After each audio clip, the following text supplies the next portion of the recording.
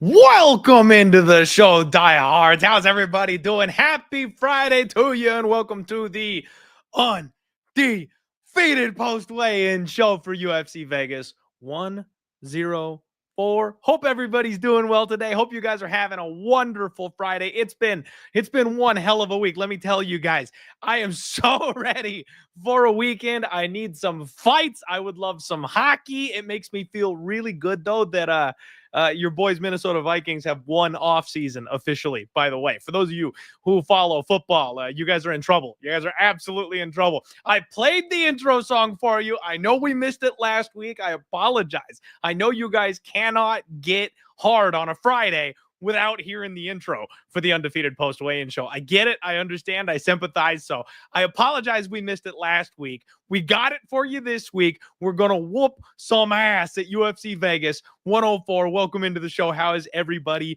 doing? And Mystery Man saying that the thumbnail is horrifying. Well, I had to go with that one, Mystery Man, because everybody missed weight this week. Absolutely everybody missed weight on this card. Weight classes are optional at UFC Vegas 104. So we definitely had to go with me being the weigh-in crackhead here this week for weigh-ins. And yeah, Doughboy saying AJ Cunningham looks huge at 135. I mean, that's we talked about it. Listen, how's everybody doing? My guy D in the house. We've got Jack in the show. Raw Torque, what's going on? Dixon, of course, and TH kicking us off at the beginning.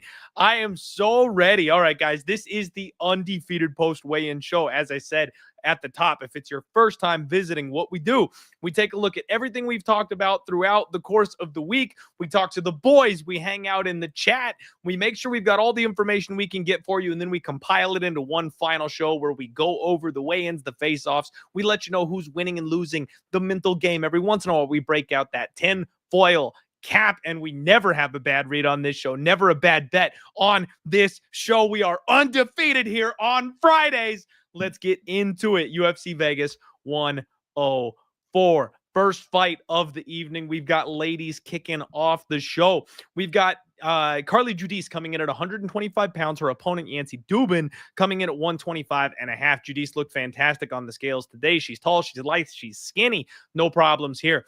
Dubin, I am incredibly impressed with. She looked fantastic. Now, not that she was like particularly bad or anything like that before, but the last time we saw her was on Dana White's Contender Series some time ago. If you guys missed the Monday show, she headed up to Elevation. She's been training with Miranda Maverick. She's been training with Rose Namajunas, and it looks like that has paid off. She is far thinner. She is in much better fighting condition and shape. You can tell just by looking at her. When they face off, obviously, there is still a height and reach advantage here for Judice. This is such a tough fight for me, you guys. This is a really, really tough one for me because I want to be on the All Hail Dubin train. She's the most popular dog this week. Absolutely everybody telling me that she's just free money. I think Carly Judice is a much, much better striker than her. I like the range. I like the distance. I like the footwork. I think that's going to be a problem. And relying on a knockout artist for women's MMA, that's a tough ask. That's something that's hard to do, unless you're talking Amanda Nunes.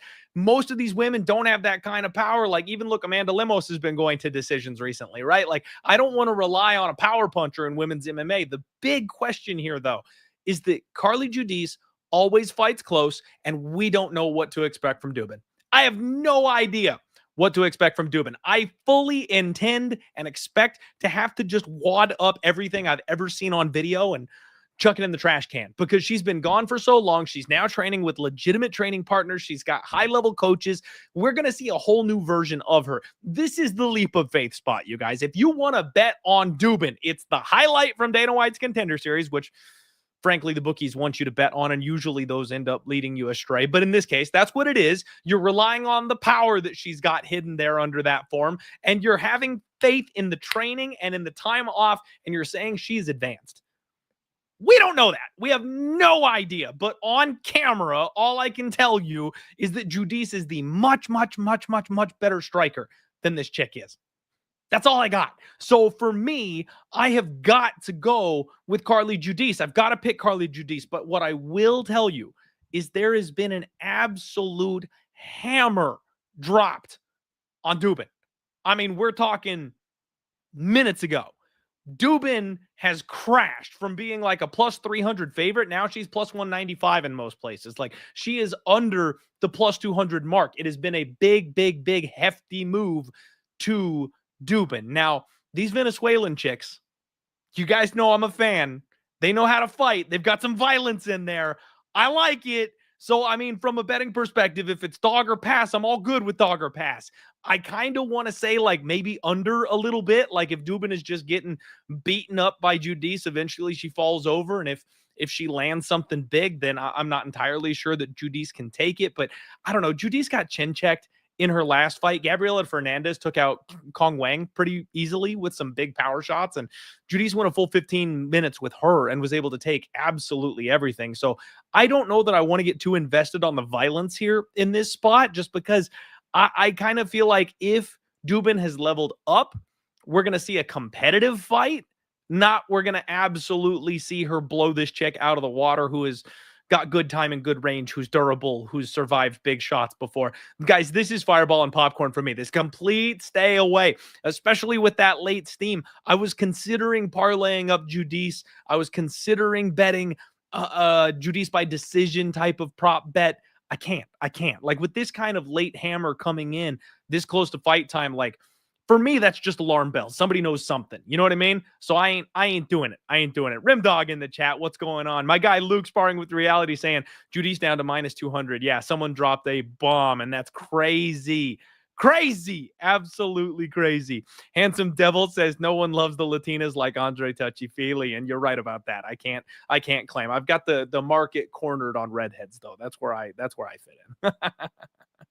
Handicap UFC saying, am I the only one not hearing audio? I certainly hope that's the case. Everybody just hit me up, give me a thumbs up, let me know, because it seems like everybody else is good to go with the audio. So handicap, check your settings. Also, everybody let me know, because if I'm talking to myself here, that'd be really embarrassing. All right, next fight up, we've got my girl. Yeah, both of them on the card this week. We've got Priscilla Cashua looking good at 135.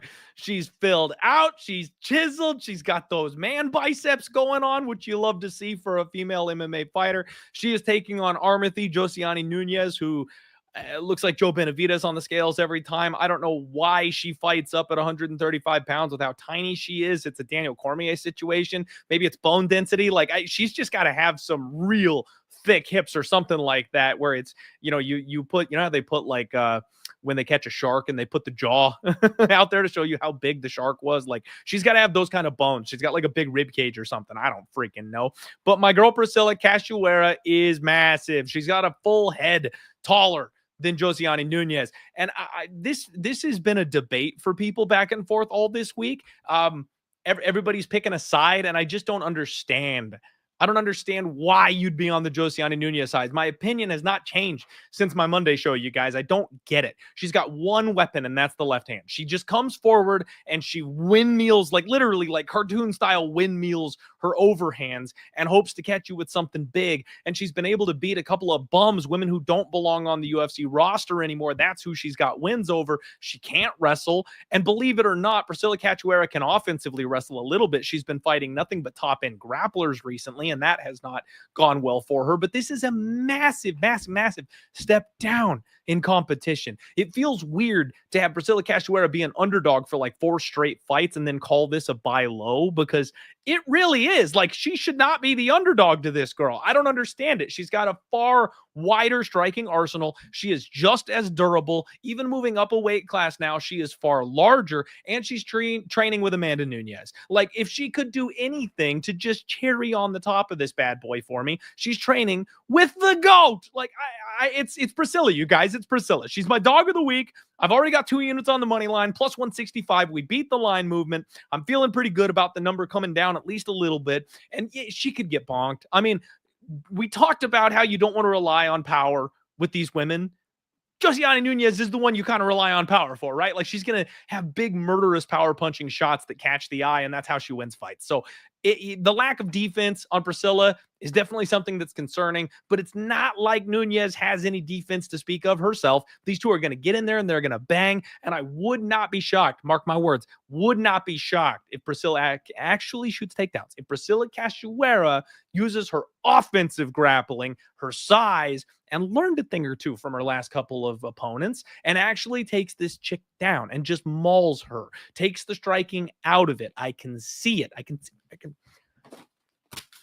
see it. It's happening. She's going to wrestle and it's going to work. We're going Priscilla Cachoeira, zombie girl. That's what's up. That is what's up. All right. Next fight on the docket, we have got Daniel Barz. He's taking on Andre Lima. And Lima looked a little bit rough on the scales. I mean, he's okay. He started like barking and clapping and stuff after this. So bad picture, but really he looks fine. Barz looked fantastic. He looks cocky, little son of a bitch. Look at him with that smirk and his fist out there. He's looking good. These two face off, and you've got the hat equity on Andre Lima's side of things. Guys with cultural hats just win. I don't know what it is. I don't make the rule book. I'm just telling you what happens. It looks like Lima does have a slight size advantage here in this spot. And I do lean towards Lima, but I got to tell you guys, I had to pump the brakes just a little bit because Lima is almost like a Pereira here for me, right? He's almost like a mini little Alex Pereira. I wanted to bet against this guy. I wanted to fade this guy. You watch a couple of fights and I'm like I'm sketched out about his cardio. He's a little on the low volume side. I bet against him twice. I lose both of those, and now I'm picking him here as a minus 350. Like, there's something just gross about that, right? Like, even if he does win, even if I'm right and he wins this fight, I feel like I'm buying high on this guy because of the punishment that he's put me through the last couple of fights I tried to fade him. So I ain't doing that. Like, I can't bet this guy. He's another one that I think the big chalk rolls for the most part in this card. He's big chalk. I do think he'll win the fight. I actually almost kind of like violence in this spot a little bit because you have got Barz, who hurts everybody he's in a fight with. Every single fight, he hurts the guy that he's with. And then he goes for it. He goes for broke trying to get the finish. And it depends on the level of opponent. Like, he either finishes them or he gasses out trying to get that finish. Last fight was the only one where he kind of stopped and took a deep breath and took top position and kind of like chilled out and went to a decision instead of looking for an actual finish. I don't think that's going to work here. So one of two things. Barz is going to hurt Lima. Lima's going to hurt Barz. Neither of them have stellar cardio. If Barz keeps pushing, I could see my initial thesis of Lima being a little gassy working and him kind of cracking and the nuclear body shot from Barz coming through and being a problem. I can see that being a finish. And then I also can see Barz hurting Lima and then Lima just kind of resetting and moving forward and continuing to throw his little power shots and Barz just not being able to get off the hook. I could see this turning into a brawl in a small cage. I kind of like violence. I think it's plus 110 on the under for this fight, for the fight doesn't go the distance. And I think I like that. That might be the way to play this fight here for me. I'm going to pick Lima, but I can see a finish on both sides of this fight. And I actually think violence more than over is worth a little bit of a stab. Guys, we've got over 200 of you sitting in here right now with me live. Do me a favor, hit the like button if you haven't, and subscribe to the channel. Please do me a huge favor after the live stream is over, or if this is, past Clint talking to you and you're watching the replay, do me a favor, jump in the comment section, leave your favorite bet for UFC Vegas 104 for me. The engagement goes a long way to helping me out. Really appreciate it. You guys are awesome. All right, let's get this set up here. Next fight, my girl, Sam Page. That's right. Sam Hughes is on the card. And look at her. Look at Sam Hughes. Look at Sam. She's been off this entire time working her ass off. Look at the biceps. Look at the muscles. Like, she was thick, skinny when she got to the UFC, man. Now look at my girl. Her opponent here is looking pretty good. Stephanie Luciano came in at 116. Sam came in at 116 as well, by the way, for anybody keeping track. Big confidence from Luciano. I got to admit, up on the scale, she's feeling herself. She's looking good. No issues there. Look at the intensity. Look at that. Look at that. And then they face off, and here we go, you guys. I actually have some good news on this one. I will tell you, they play tricks on me, right? None of the numbers are ever right. So like you calculate everything and you picture it in your head and you think somebody's bigger, taller, longer, whatever. I thought Sam was going to be so much smaller than that. Like, I knew Luciano was going to have a height and reach advantage, but I thought it was going to be significant. My girl Sam is sizing up pretty okay in that spot. Luciano tried to get up in her face and mean mug her, and Sam's got that cocky smile on her face like she got something for you. I am this close. I am so tempted to bet on. Yeah. Jack is saying put $5 on all three women's underdogs. That's what I'm saying, man. Like, I am so tempted to take a flyer on my girl Sam Page. Some money has come in on her as well. She's been a plus 200 dog all week. She is now down to about plus 170.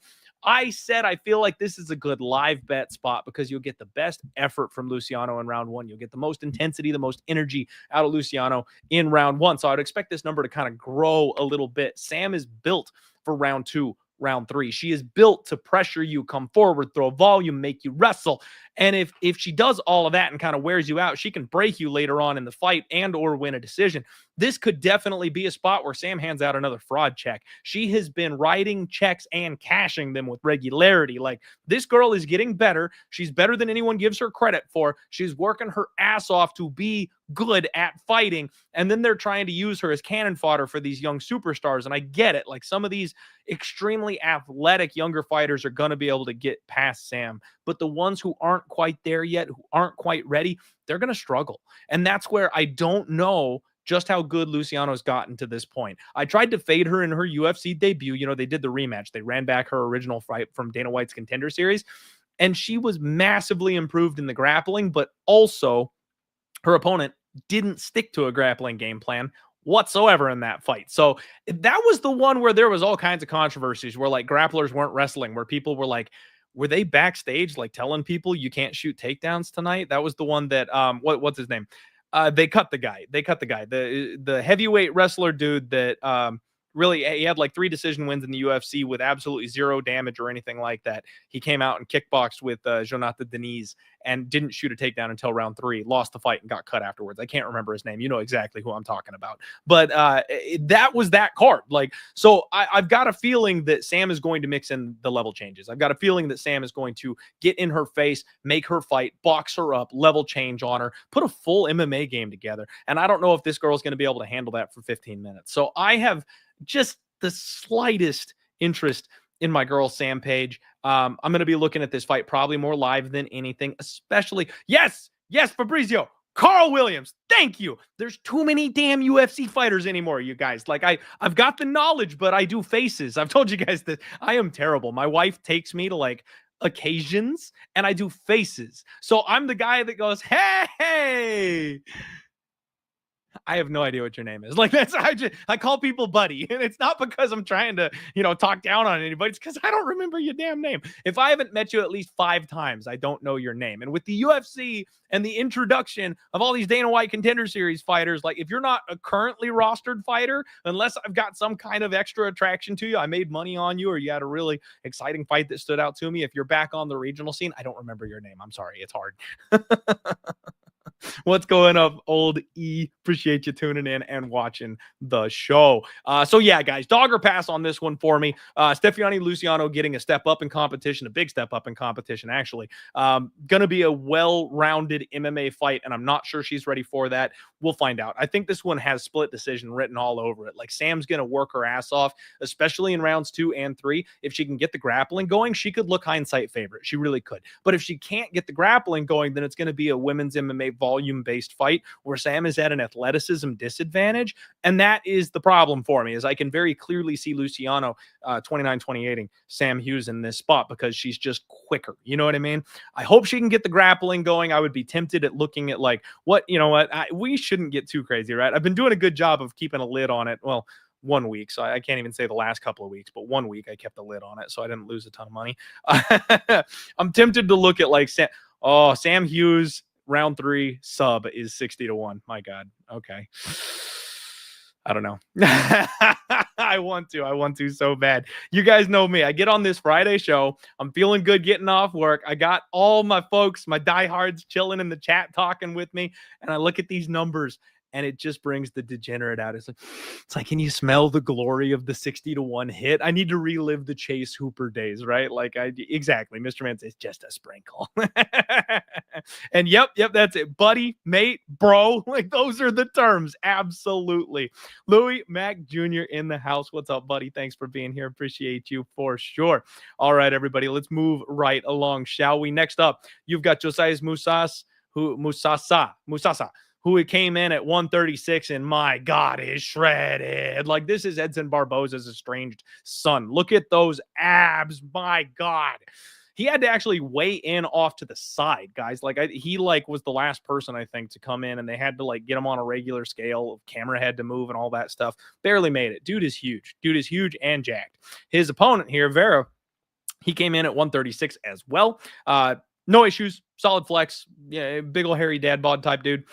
When these guys faced off, look at the size of Josiah's. My goodness. Seriously, this kid is massive. So he's a huge favorite. He's a huge favorite in this spot. And the thing for me is I can't justify this number on Musas's. I mean, he's got fraud vibes like written all over him. He's a round 1 type of monster. He's raw. He wings hooks at nothing and hopes he hits you. Like, the technique is not there. He's just a wrecking ball. He's minus 750. He should absolutely starch Carlos Vera. I can see it.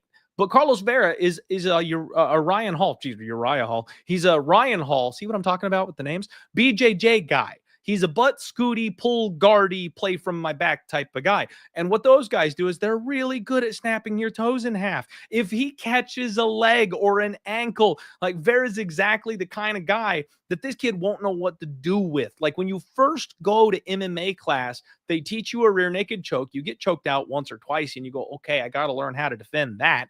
And then you go back to punchy kicky and you pin people up against the fence and you're wall walking. You're doing all this stuff. You don't get to the leg locks until you're purple belt in BJJ, right? Like, nobody's working on leg locks unless you're fighting like a leg lock guy and somebody thinks, oh, hey, we should probably teach you how to defend those. And even if they teach you how to defend those, you can still mess it up. Like, short story, when I was training jiu-jitsu, I was still a white belt, hadn't got my blue belt yet. I'm rolling with one of my buddies that was like a brown belt at the time. And he started doing leg locks on me because he was working on them for his own stuff. At any rate, I had learned how to like roll out of a leg lock, right? So I spun out of this heel hook attempt. And I thought, man, I'm slick. I got back on top of him, went knee on belly, and he tapped me about 2 seconds later with something else, mind you. And then he pulled me aside and was like, you lost your knee. And I was like, what are you talking about? He was like, dude, don't spin out of shit like that. He's like, I had the heel hook locked up. And if I hadn't seen that you went the wrong direction, you'd have blown your own damn knee out, because I like exploded with everything I had to get out of that heel hook and roll away from it. I went the wrong fucking direction. So this buddy of mine literally saved me from having knee replacement surgery at, 23 years old. So I'm just saying, you got to learn that shit. And this kid may not have gotten to the point where he's able to defend heel hooks and ankle locks. That's my big fear. I'm worried that Vera is going to find himself in a scrambly situation and lock up a heel. Now, this kid might just be beastly enough that it doesn't matter. Like if he goes for a sub, he just gets clocked with a right hand or something anyway. And you don't want to be on your back underneath somebody who punches like this kid does. So it may not matter. I'm just saying I'm not laying minus 750 with an unproven Dana White's Contender Series kid like this one, because how many times have we seen these people go down in the UFC? Not a fraud check, just a veteran lesson, right? I'm picking Musasa, but I don't think there's much in the way of betting that I like here in this spot. Jimbo likes fight not to go the distance at minus 200. I could see that. I absolutely could see that. And yeah, no, seriously, like, buddy absolutely saved me. And he got me back later on, though. Don't worry. We went to Vegas and he gave me some vile shit to drink and drank me under a table. So don't worry. He got even with me a couple of years later. All right. Next up, AJ Cunningham, the man of the hour, 136. Taking on Song Yu, who also made 136 pounds. And let's just go back to AJ for a second, you guys. Look at this kid. So a lot of people all week were talking about got to watch the weigh-ins, got to keep an eye out for him, right? Like his last fight was at 155. Now he's dropping to 135. But the news flash that I tried to tell everybody, he's a 145er. Right? He wasn't a 155er. He took a short notice fight up at 155. So he isn't a guy that fluctuates between 145, 155. He's a 145 guy. So now he's deciding to drop to 135. This is not a true 2 weight class drop. It's a 1 weight class drop. And look at the size difference. My goodness. Look at how freaking big he is. I love this, you guys. I should have outright. I love Priscilla. I pulled the trigger on it first thing. My dog of the week on my Monday show, it's a vibe thing, right? Like I go through the show and I've got a couple of bets that I've got in mind and whatever one feels right. When I hear Link barking from heaven, that's who I pull the trigger on for dog of the week, right? So I picked Priscilla. It probably should have been AJ. I love AJ this week. I know you guys think I'm absolutely insane, and that's because partially I am, but I bet this guy at plus 500 and I doubled down at plus 450, right? I love AJ this week. Why? Because he's huge, because he's insane, because he took a year off to train at top tier gyms, something I beg prospects to do, and they never freaking do. They always stay in their little corner, in their little hole in the wall. They refuse to leave their comfort zone. This kid actually got on the road. He went out there and he trained with a bunch of high-level psychopaths for a year and then took a fight, right? He took his jumping into the UFC. He got his ass whooped by a guy way levels higher than him and took a year off to get better, to train, to develop, to heal. And now he's coming back, and he's coming back with a size advantage. So he's going to drop a weight class and be a size bully here. Something that he didn't have in his last couple fights was a height and reach advantage, a strength advantage. Now he's going to have those. And on top of that, you as a road to UFC guy, I want to fade the ever-loving piss out of road to UFC guys, right? Like they are not good. The level is not the same. We've been talking about this forever. So to get a guy like you at the minus 700 price tag that he was earlier in the week, it's absolute insanity. I'm not even pulling the tinfoil cap for this one because I'm right. AJ is going to whip this dude's ass. You is going to hit a couple of single legs. He's going to take him down early, moving that big body around. This kid that trains with Bryce Mitchell, he's going to get tired. And then when they get back on the feet, the reach of AJ is going to be a problem for you. We've already seen you knocked out in the third round on the regionals with bad Asian fighters who couldn't cut it over here in the UFC. AJ is going to put a pace on this man. AJ is going to hurt this man. I took a half unit shot on the knockout at 14-1 for AJ Cunningham. And then we took a quarter unit sprinkle on the round 3 prop at 30-1. I debated doing the round 3 TKO. I actually was going to do the round 2, round 3 TKO. But what I decided to do was just the round 3 by itself because he is actually a nasty submission guy. Now, you is not going to be an easy guy to submit. And that's why I went with the knockout, is I actually think the KO is more likely than the submission because of the grappling of you. But you never know. When you get tired, what do we say? That's right. Tired people tap. So if he wears him out being the big bully that he is, big size bully now here at this weight class, and you slows down and gets tired and he shoots a lazy takedown, I absolutely could see AJ Cunningham submitting him. So that's why I played the round 3 by itself, no extra on it. but I played the KO individually because, frankly, I wouldn't be overly surprised if AJ was just too much to handle. This kid comes out for war. He starts fast, and all he wants to do is throw hands. So I could see him getting an earlier knockout and have it not being loaded to the end of the fight where I've got that round 3 sprinkle. So I've got the KO by itself at 14-1, which is just beautiful number, by the way. I've got the money line at plus 500. I got the money line again at plus 450. And then we've got the round 3 sprinkle at 30-1. This is the Chase Hooper spot for the week, you guys. I am so ready. This is the spot that everyone's kind of looking past. You is not good enough to be this big of a favorite. And AJ has connections and ties with Bryce Mitchell, who the UFC love, and they're pushing his story every single podcast you've listened to this week. You know, I actually got somebody talking about it on my own show. Like, somebody in the comments was like, have you heard about AJ Cunningham's story? Yes, I know. Like, I specifically avoided it on my own podcast because you're going to hear it 20 times this week. His dad made him fight his siblings for dog food. And I know, like, it's a horrible story. It's horrific. It's sad. It's terrible. But I didn't want to repeat it because you guys are going to hear it over and over and over again. And I promise you, Paul Felder is going to mention it on his walkout as well. You're going to hear about it tomorrow. So now we've all talked about it, okay? Are you happy? Oh man, Cole saying round 2 sub incoming. Cole, don't do that to me. Don't be like that. I mean, I'll hit my double money line play, so I'll take it. But you know, all right, fine, whatever. Jack going wild here. AJ and Hughes by sub at 288-1. You're a mad man. I do like that round 3 combo though. That is fun. I like that. That's good stuff. All right, guys. Next up, you have got Ryan Superman Span making his heavyweight debut with authority. My goodness, look at him up there rocking the sunglasses, boy thick. And Waldo Cortes-Acosta. You know what? It was weird. He was intense up there. He gave a big old scream. He's like flexing. Like, he's usually kind of a chill guy, right? And up there today, he was looking like he wanted war, which is interesting because the guy jabs everybody to death and doesn't do anything beyond that. So it's weird when someone like that goes out there trying to, I don't know. You act like a killer and he's a decision machine. You know what I mean? When they size up, I mean, look at Ryan Span. Like, dude's coming up from 205 and he's got the height and reach advantage pretty clearly here. Waldo, not a small dude. Let's just say that. Much thicker, obviously. Intense face-off. Pretty intense face-off. I'm not going to lie. I don't know what to do with this fight, you guys. This one is a complete stay away here for me because at 205, Ryan Span was a gassy glass cannon. He was a gas cannon, right? Like, if he doesn't get you out of there with the club and sub in round 1, he just ain't winning the fight. That's how it goes. So I don't know what he looks like at heavyweight. Now, history would suggest it's probably about the same, but with him being bigger, maybe he hits harder, maybe better cardio, maybe better durability. I don't know. I picked Waldo Cortes to win this fight via jab because that's how he wins every other fight. I don't like him as chalk because he fights on thin margins. He's nearing 2-1 at this point, is Waldo Cortes-Acosta, which I just can't stomach.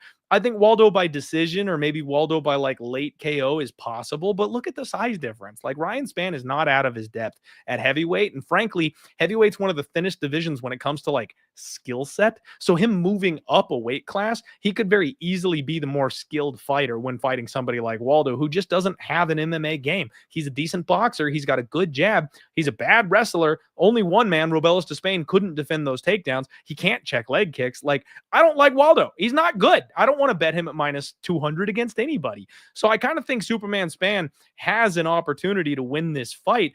I don't know how he's going to play it, though.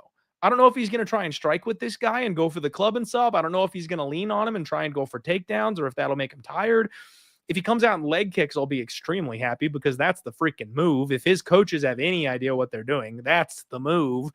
But I don't know if he's going to follow the game plan. So yeah. I'm sorry, Louis. I didn't mean to remind you about Robelis. My bad. Yeah, saying Waldo by Sean Strickland special. Yeah, absolutely. My guy Jack saw the tweet. Beefcake. Like, that's. I wish I downloaded the clip before I jumped on live. If you guys know South Park, I'm old, so I know I'm dating myself here with this one. But the early seasons of South Park, where Cartman gets the weight gain 4,000 because he's trying to bulk up, and the guy screams beefcake at him in the commercial. That just reminded me of that, because they got the side-by-side comparisons of Span where he's like cut down to 205 and he's shredded and he's skinny, and then him with his sunglasses on twice as wide at heavyweight, where it just looks like he didn't do any cardio for this one. Like, just beefcake. I don't know. It fits to me. It fits to me. All right, moving along. We've got the man of the hour. Kevin Vallejo is 145.5, taking on Sung Woo Choi. Look at a smile, jacked little monster. This guy's a little chaos heathen. I love it. His opponent, Sung Woo Choi, tall, skinny, looking absolutely sucked out. Look at the face on Sung Woo Choi. You know, it's weird. Sung Woo Choi has gone like completely dark on social media, and I find that concerning.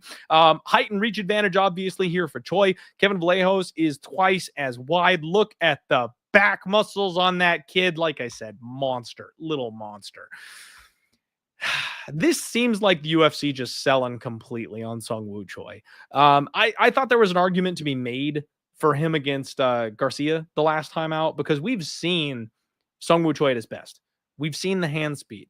We've seen the punching accuracy. We've seen how hard this kid can crack when he's on. But that's not how he's looked his last couple of fights.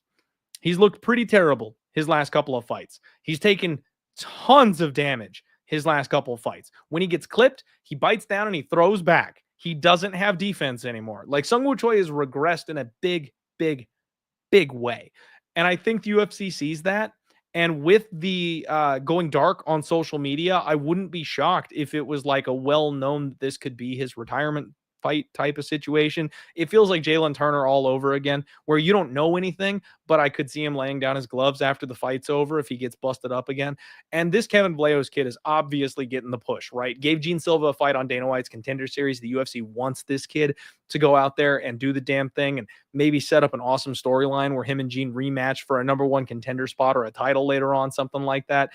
They want this kid to look good and do well. And giving them someone like Sung Woo Choi in his first UFC fight, that's a pretty tall order. I mean, this guy is pretty damn experienced. He's a well-known name at this point, and he's a -540 favorite.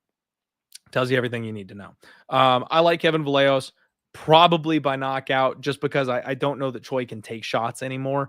And I expect this kid to be getting good, getting quick a whole lot faster than some other people. Going to be interesting, but I do think that this is highlight reel moment for Kevin Vallejo's on Saturday. I fully expect him to go ahead and get the win. Now, as far as playing him goes, I thought about parlaying him, thought about anchoring him, thought about taking him by knockout. I've done a couple of different things. The problem for me here with Kevin being a -500 favorite is we've seen the flashes of brilliance before and then people not be able to follow that up. I don't think that's the case with this kid. Let me just go ahead and say that. But again, when Sung Woo Choi is at his best, he's beating UFC veterans. He's beating up people with very, very good skills, right? Like, he's got a Youssef Zalal win. He's got a Juicy J. Arosa win. Like, those are not easy to come by. So Sung Woo Choi could give this kid the fight of his life. He really could if he's in here on point. I just don't know that he is. I don't want to lay -350 and then be sweating like a 1-1 going into 3 type of situation, right? If you're going to get a split decision, you want to be on the dog. I don't want to be laying -500 if it ends up being closer than we all think it's going to be pre-flop. But, you know, much like a couple of the guys last week where it looked like it probably should be around 1 KO for Carlos Leal. Yeah, it was around 1 KO for Carlos Leal. It should probably be around 1 KO for Kevin Vallejo. So I'm going to stay off of it, but he's definitely the pick. Next up, you've got Brinson Habio, and he takes on UFC newcomer DIEHARD Nunes. And Brinson looked fantastic. Look at the guy on the scales up there, having a good time. His opponent, though, Nunes, did something really weird. He blew weight by 5 pounds, you guys.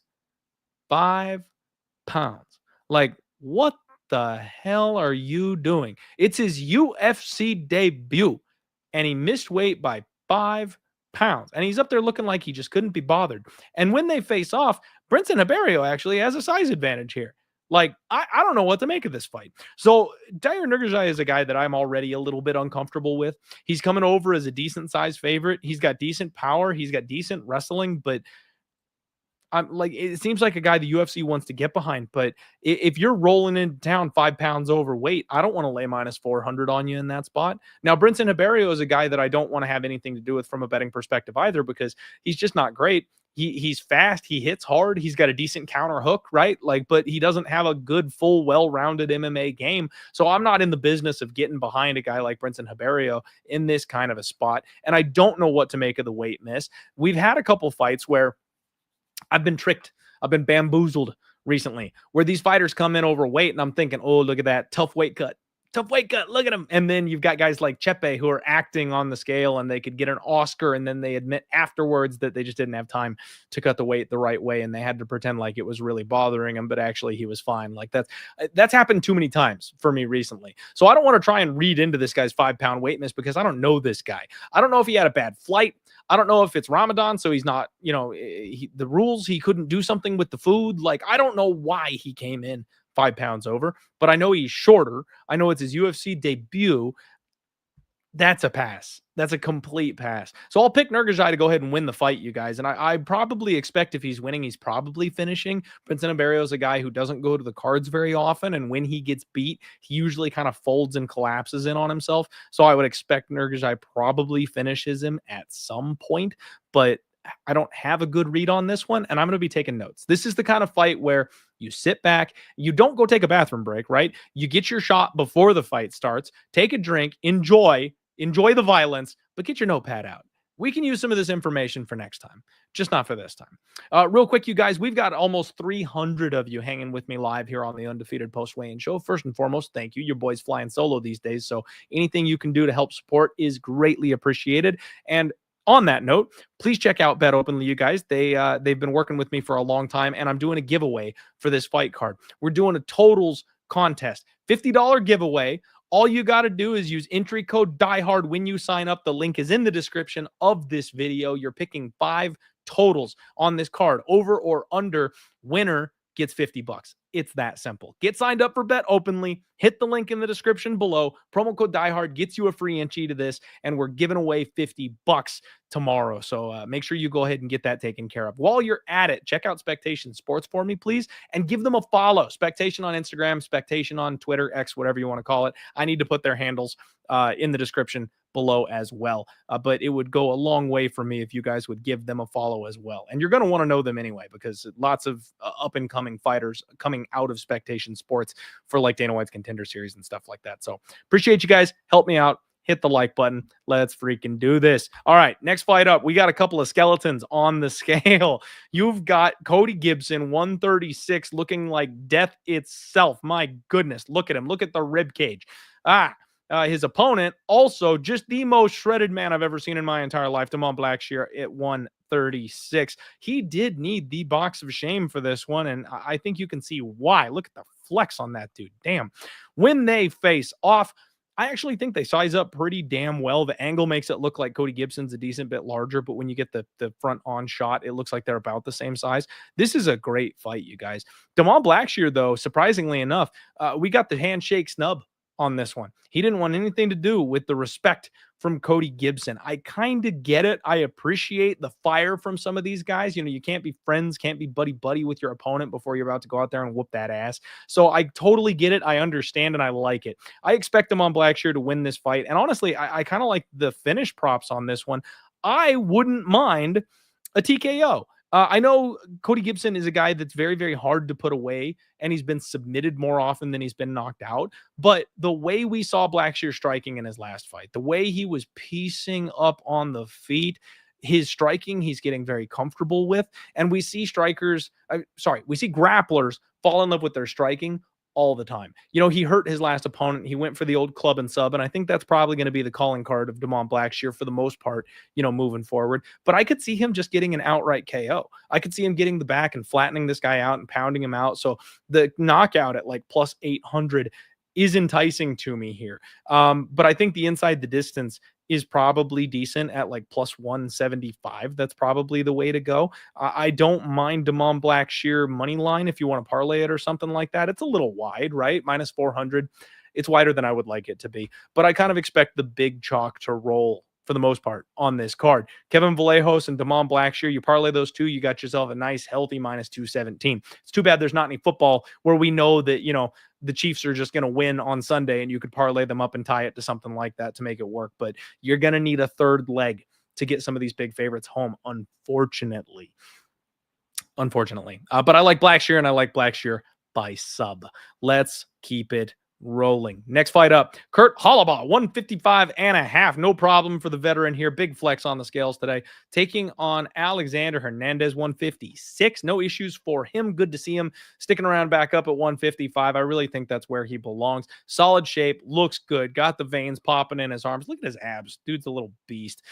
Kurt is slightly larger. When they size up, Kurt is the bigger man. And you guys know it doesn't take a whole lot for me to lose faith in Alexander Hernandez these days. I can't move on this fight. I can't find an angle on this fight. I am so tired of losing money on Alexander Hernandez when he goes to a greasy-ass split decision and gasses out in the third round from wrestling and exploding and then can't keep it up for 5 more minutes and then collapses, and then we have to decide whether or not the judges are going to feel like he gets his hand raised. I can't keep laying minus 200 on this kid. I just can't do it. He doesn't finish anybody anymore. He's too scared to gas out. You see the fire go away immediately in his eyes when he gets cracked with something big. I feel like he's lost his heart a little bit. Now, I know he just recently changed gyms, but we've seen him change gyms before. You get like a little spark, maybe a little push, and then we'll see what happens in the fight. I absolutely could see Kurt Halla causing this guy problems. I know Kurt Halla has good, solid wrestling. He's got decent jiu-jitsu. He's also got decent volume. He hits decently hard. He's a durable guy.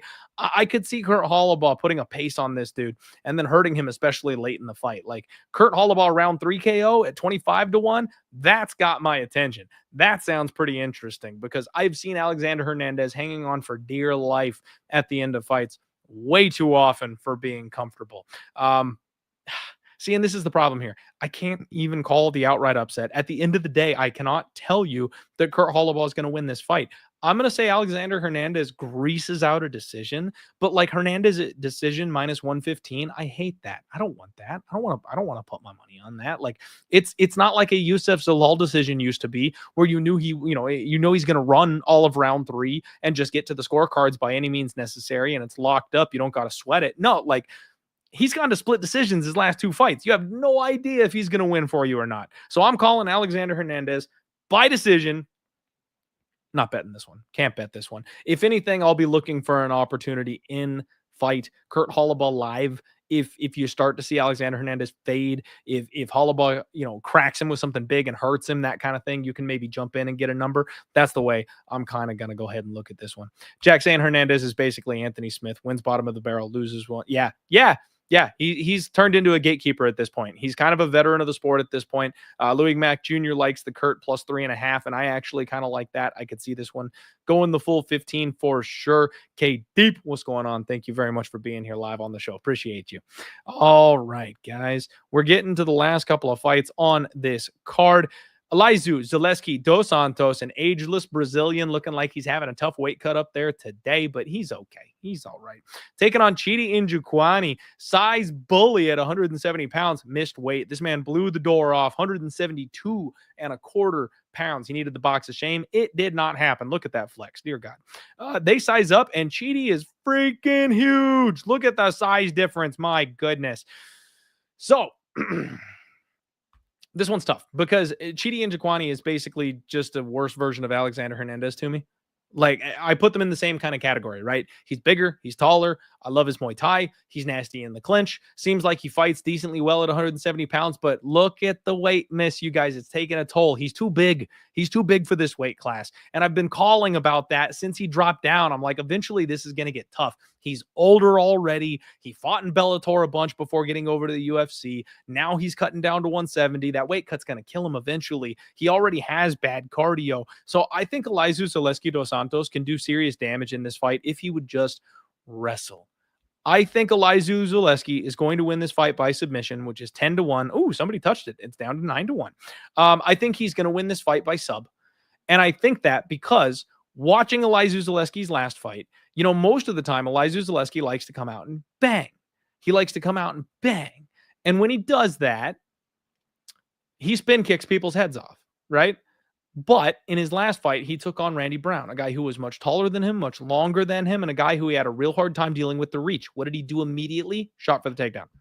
He started pinning the guy up against the fence and shooting on legs, trying to drag him to the floor. So we have evidence that if he fights somebody he's got a reach disadvantage on, he actually understands you can eliminate that by putting them on their back. And we've seen the weakness from Chidi in the grappling. I actually think he will be smart enough to go to the grappling in this fight. And if he does, he's a BJJ black belt, and a good one at that. A savvy old wily BJJ black belt. I could see the Santos sub 2-3s coming through.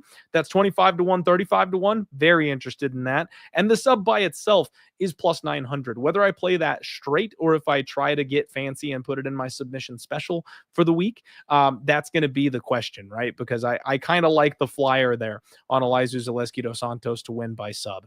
His money line is minus 200. That makes me a little uncomfortable. I do think he wins the fight, but the age difference and the height and reach difference, I'm a little sketched out. Playing minus 200 on an old man. Like I said, I think he wins the fight. Don't get me wrong, but I'd feel a whole lot more comfortable with like minus 140 or something like that. So not entirely sure what to do. Cameron Junkin says, I touched it. I love it. I love it. He's calling for the easy dose sub as well. You love to see it. J Jack, what's up? Let's go. Let's go. All right, guys. Main event of the evening.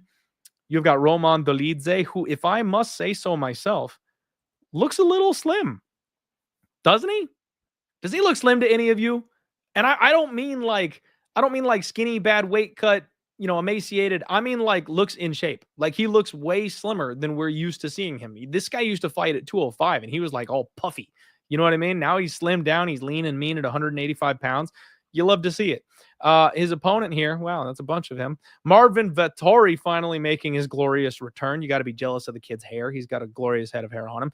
Jacked as ever. Look at him. He's in good shape. He's got the abs showing.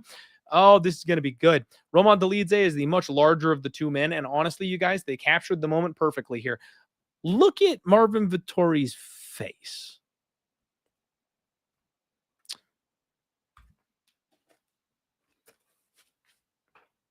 What is that face? What is that face? Ah. They're messing me up here. Sorry about that. I was trying to zoom in on this. Open image in a new tab. There we go. What is this?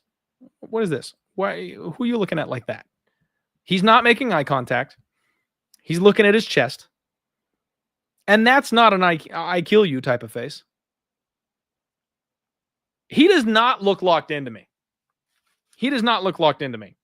I said on Monday that I lean towards Marvin Vettori in this fight. And like everything else on this card, which, by the way, guys, this is a perfect card to keep your hands in your pockets. Like, if you don't have confidence, if you don't have a good read, if you don't feel like you've got an edge, this is the card that you keep your hands in your pockets. And that's kind of what I'm doing. I kind of liked Marvin Vettori. The volume, the pace, the pressure, but that's old Marvin. I don't know if he does that anymore. He had a big shoulder surgery.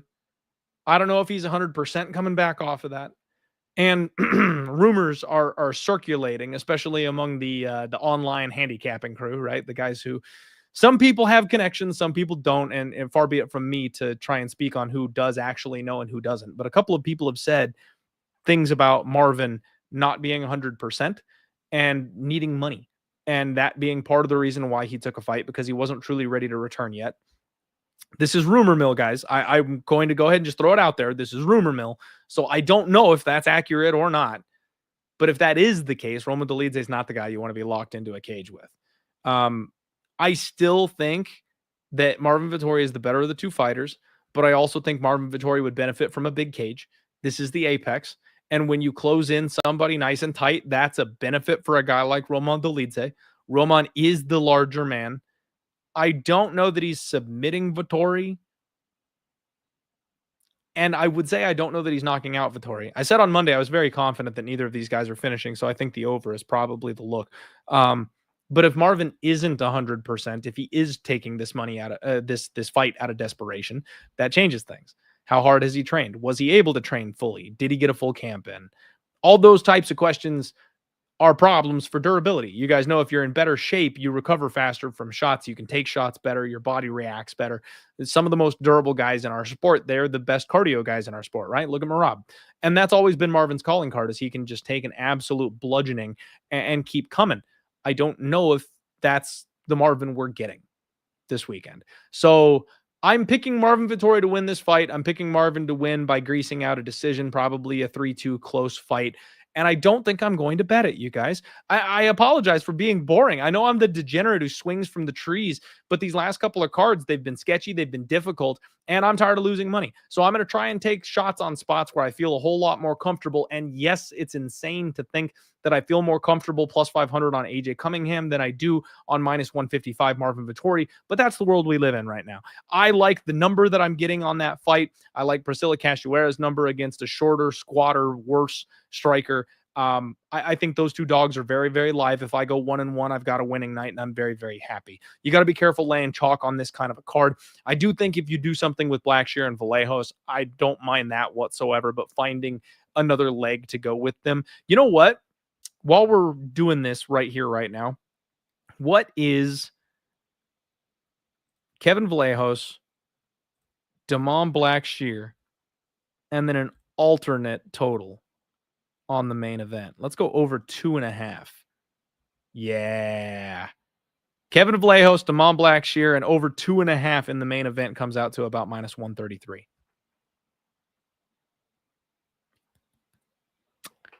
That could be it, you guys. That could be the move. 3-leg parlay. I like to get to plus money or get down to even money if I can, but with these big old chalk numbers, that might be the move. If you can get the two big favorites home, then all you got to do is sweat for 2.5 rounds, and they went 3 last time, and both these guys are known for their durability and their cardio. So even if there is a finish, I don't know that it's coming before the 2.5 round mark. Maybe we take a look at that. Jack asking about the draw at 80-1. I'm not bold enough for a draw, but if you think a point could get deducted, which in a Roman Dolidze fight, a point absolutely could get deducted. You know what? Let's talk. I've never done this before. I keep thinking about doing this, but I've never had like the time. I'm not on a clock tonight, so we've got a minute. Let's look at the submission special, you guys. Get in the chat real quick. Give me your favorite submission leg for this week, and let's look at some of these options. Dubin by sub is never happening. Carly Judice by sub is more than likely never happening. Priscilla Cachoeira sub 25-1 if she's going to go with the ground game approach. Believe it or not, I actually could see that, but it's hard to sub that which has no neck in Josiane Nunes. So I doubt that would be the one that comes through. Lima by sub is possible. I think he's a BJJ black belt. Barz is a KO guy. I don't think he's going to get there. Sam Hughes, if she gets the grappling going, that could be an option. Vera by sub is his most likely path to victory, but we're not doing that with Musas. Su Young Yu by sub would make sense if you think he's going to win the fight, right? So if you think Su Young Yu is going to win the fight, we're already all in on AJ, so I'm not touching that one. Not going to bet against myself. Span by sub at plus 400 is definitely a possibility. Kevin Vallejos, he works with his hands. That's going to be a knockout. I don't see the sub taking place on that one. Habio, Nurgajai. I think Nurgajai is a KO guy, isn't he? This is a really bad card for submissions. This is a tough card for sub props. Because Hernandez and Halla, those are decision guys. Black Shear by sub plus 225. And then Elizeu Zaleski dos Santos at 9-1 by sub. Those are the three, right? Ryan Spann, Damon Black Shear, Elizeu Zaleski dos Santos. Yeah, Jack's got the right idea here. Spann and Damon round one sub. Nunes Damon fights in by sub. Yeah. So you guys, I think what I like here for a 3-legger, if I do my sub special, if I do the 3-legger, right? It might be smarter to chop this thing down. But Spann by sub, Black Shear by sub, Elizeu Zaleski dos Santos by sub. And that's 161.5 to 1. So $10 would get you $1,625. Spann is the one that creeps me out there because he could, but like Spann 2.0 at heavyweight also could just like nuke Waldo and call it a day. You know what I mean? He could just KO him. So Louis Max saying do a 2-legger, and that's if I was going to do a 2-legger, it would be Damon and Elizeu, I think. 31-1, 31.5 plus 31.50. I think that might be the way to go. I don't mind that. AJ saying Vallejo's to shave the ass of Choy. Yeah, Uncle Wheezy in the house. I agree. He's probably just gonna whoop his ass, but I think it's knockout, right? I don't think it's sub. Yeah, I liked him on Black Shear and Elizu Zaleski dos Santos. If I'm gonna do a 2-legger for the sub special, I think that's gonna be the one. We'll wrap it up on that. You guys kept it nice and tight. 1 hour show here for you, and good luck at UFC Vegas 104. I appreciate you guys all being here. Do me a favor, hit the like button, check out Spectation Sports, hit the link in the description below, check out Bet Openly, get signed up for my free $50 giveaway contest on Bet Openly for tomorrow. I hope you guys have a wonderful day. Spend some time with the family, get some good food, and then get together for some fights and make some money. Let's get after it this week, everybody. You guys are awesome. Keep your heads up. We're going to get through all this stuff together. Be good to each other. Let's roll.